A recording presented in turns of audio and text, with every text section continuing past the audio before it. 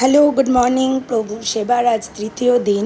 তো তৃতীয় দিন অ্যাকচুয়ালি ভিডিওটা যেদিন তোমরা পাবে হয়তো একটু লেট হয়ে যাবে, কারণ বাড়িতে অনেক কাজের মধ্যে আমি ভিডিওগুলো মাঝে মধ্যে এডিট করতে পারছি না। বাট আজকে আমি দেখি যদি পারি তো আমি পরপর দুটো ভিডিও দিয়ে দেব, কারণ আমার কাছে সব ভিডিও রেকর্ড করা আছে, জাস্ট এডিটিংটা করা হয়নি।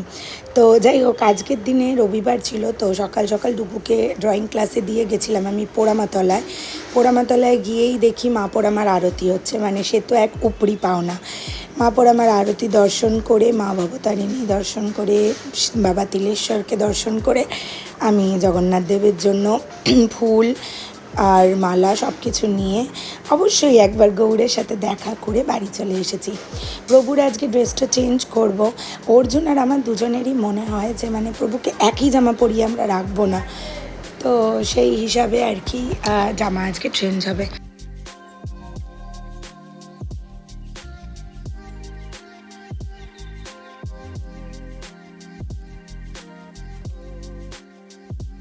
আগের দিন দেখেছো তোমরা প্রভুকে আমি পাগড়ি পরিয়েছিলাম, তো আজকে প্রভুকে পাগড়ি পরাবো না, আজকে প্রভুকে একটা নেটের ড্রেস পরানো হচ্ছে। তো সেই সাথে আমি একটা ক্যাচার দেওয়া একটা মুকুট নিয়ে এসেছিলাম, ওটা মানে অ্যাডজাস্টেবল, জানো তো। আসলে প্রথমবার জগন্নাথদেব বাড়িতে এসছে, তো ওই কারণে আমি মানে মামাকে নিয়ে একটা দোকানে গেছিলাম। তো ওরাই আর কি আমাকে বিভিন্ন রকম অপশান দেখালো, তো ওনাদের কাছে যা যা অপশান ছিল আমি সব রকম নিয়ে এসেছি। মানে যাই, প্রভুর যাতে কোনো কিছুতে অসুবিধা না হয়, প্রভু যেন বাড়ি ফিরে বলতে পারে মাসির বাড়িতে উনি যত্ন পেয়েছেন।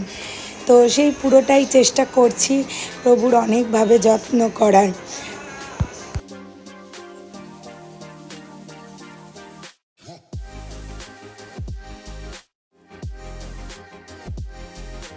দেখো তো কেমন লাগছে জামাটা পরে পরে তো প্রভুকে।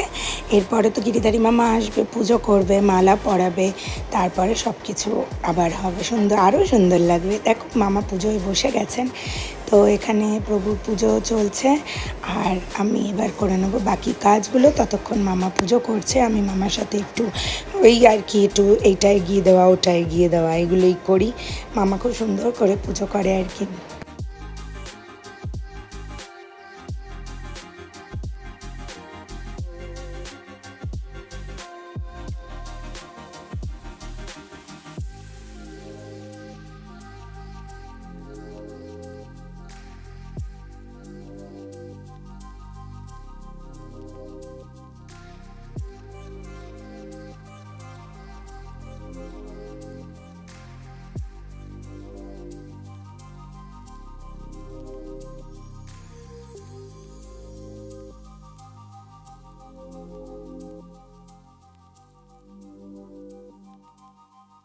পুজো হয়ে গেছে, অর্জুন আর আমি বেরিয়েছি প্রভুর যে 56 ভোগ হবে তার সমস্ত জিনিসপত্র কেনাকাটা করতে।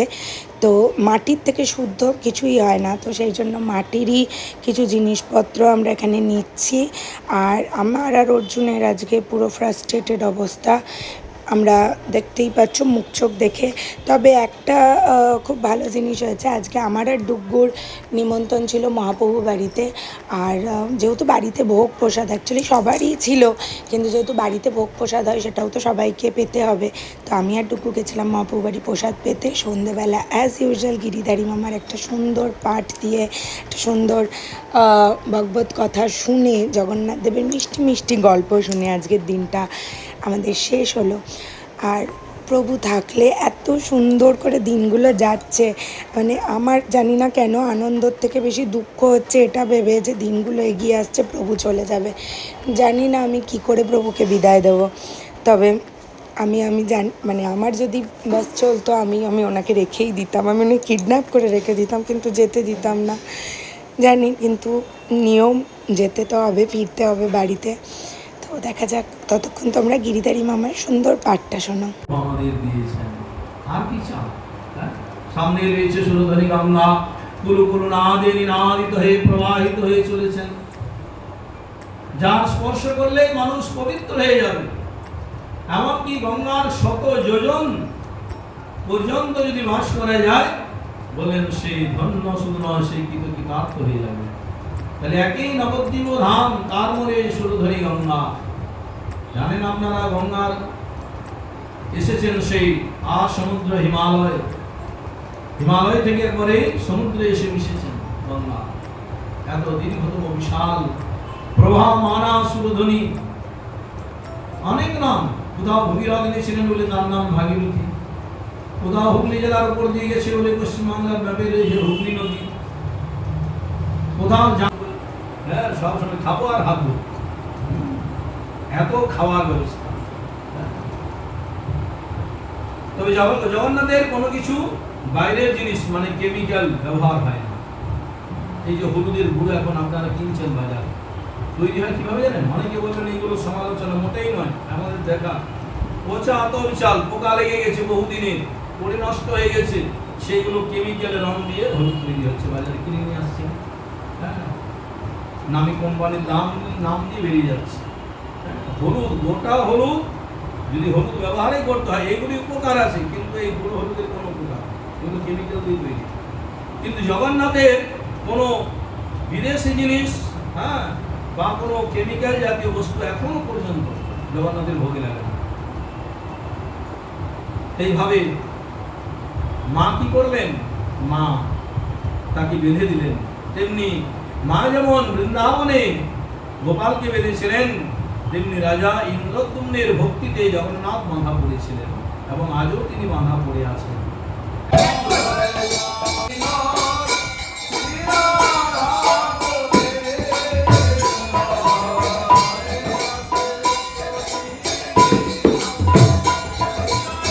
এদিকে কীর্তন চলছে, ততক্ষণ আমি প্রসাদটা বেড়ে নিচ্ছিলাম সকলের জন্য, কারণ কীর্তন শেষ হয়ে গেলে সকল ভক্তকে তো প্রসাদ দিতে হবে, তাই এদিকে আমি এগুলো বেড়ে নিচ্ছি।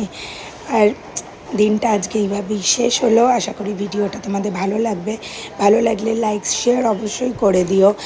আর জগন্নাথ দেবের আশীর্বাদে সবার মঙ্গল হোক। আজকে এই বলে ভিডিওটা শেষ করছি, কিন্তু তোমরা কোথাও যেও না, ভিডিওটা আরেকটু আছে, সেটুকু কিন্তু অবশ্যই দেখে নাও। চলো, টাটা।